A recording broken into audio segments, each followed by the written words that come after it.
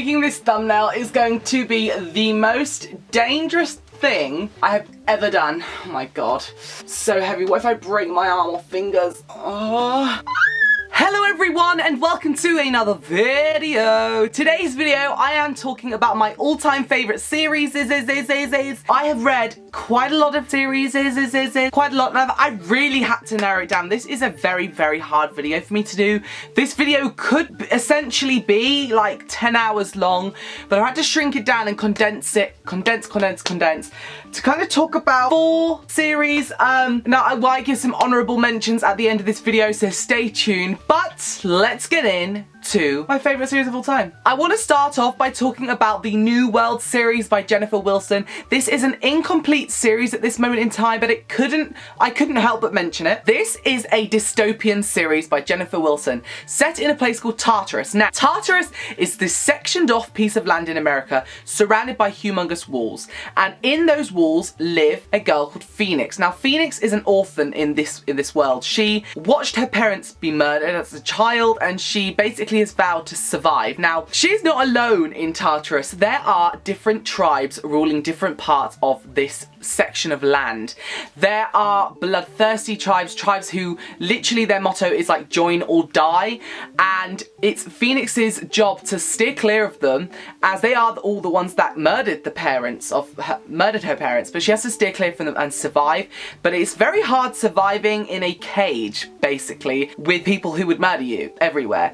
Now, this series follows Phoenix discovering some characters who might be able to help her get out, and then what is outside of the walls of Tartarus. This is a gritty, dark dystopian. Very amazing for fans of the futuristic and dystopian genre, very much like Divergent. Now, this book here, New World Rising, is the first book, and this is the second book, New World Ashes. The third and final book will be out in 2017 in summer. They are both available for Kindle purchase and paperback purchase on Amazon, but New World Ashes you can actually order into Barnes & Noble's, Book Depository, and all that good stuff. So I do really love this. It has made the top spot for me. Jen, I love you. Okay, the next one I'm talking about is a new series for me, and if you can guess what this is going to be, then give yourselves a thumbs up, or thumbs up the video if you want. But my favourite, again, is going to have to be the Throne of Glass series by my homegirl, by my mother, by my goddess, Sarah J. Maas. Sarah J. Maas is the absolute artist behind the Throne of Glass series. This is a high fantasy series following Selena, I don't know how to pronounce her name. She's an assassin, and she has to go through these trials to become the king's personal murderer, basically, but it's the king who murdered her family and all that stuff, so she's kind of against going her own morals, but then she's been told she can have freedom after a certain length of years. But then,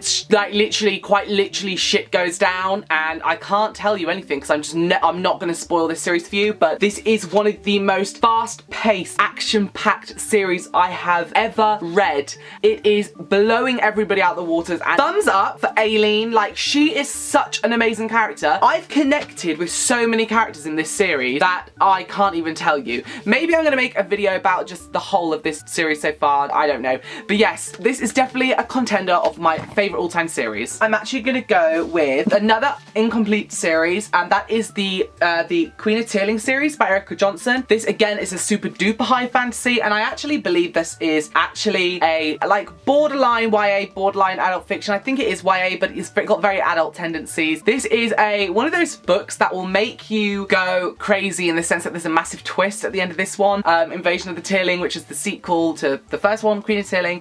If you do get a chance to read these, I would recommend listening to the audiobook. The audio experience for this series is just incredible. The narrator on there is pretty much mind-blowing, and I would recommend you check her out because she will entrance you, honey. I literally love this series. I actually really want to get these books signed, so if she ever does a signing in the UK, you know for a fact I'm going to be there. Guys, she's making me all panicky because I love her! Next, I'm going to be talking about a series that is so dear to my heart, and that is the Shadow and Bone, the Garcia trilogy. Shadow and Bone, Siege and Storm, and Ruin and Rising. Oh my god, I just hit myself. This is another fantasy. You seeing the theme here? There's a theme. I've had one dystopian series and 2 fantasy series so far, making the 3rd fantasy series. It is elemental control in a very Russian-esque fantasy world. Lee Bardugo is a master at weaving stories, weaving plot lines, and creating writing very detailed and characters depth. I am a humongous fan of this series. This is a complete series, and the Six of Crows is out and the Crooked Kingdom is coming out. Guys, I'm really excited about it. So yes, I highly recommend you check out this series as well. If you like that